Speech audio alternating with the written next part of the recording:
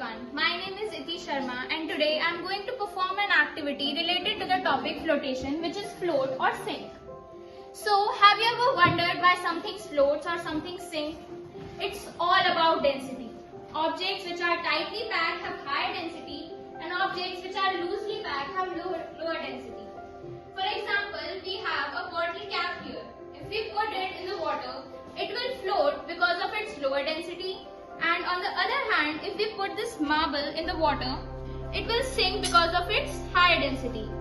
Similarly, if we put this iron nail in the water, it will sink because of its higher density.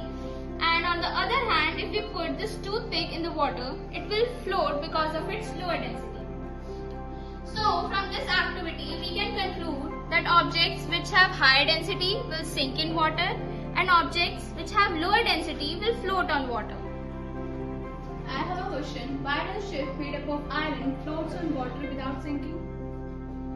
To explain this, let me explain you the 𝐸𝐜𝐢𝐧𝐷 principle first. It states that if an object is partially or wholly immersed in a fluid, it experiences a buoyant force which is equal to the water displaced by it.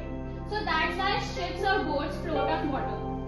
For example, if the buoyant force is equal to the object's weight, then the object will float.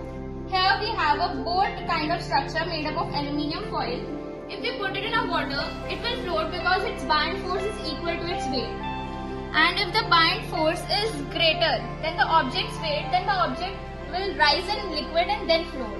Here I have a made ball made up of aluminium foil. If we put it in a water, it will rise in liquid and then float. And if the buoyant force is less than the object's weight, then the object will sink. Here again I have made a ball made up of aluminium foil, but this ball I have made inside the water, because of which there is no air trapped in it and its density become high. So if we put it in the water, it will sink because its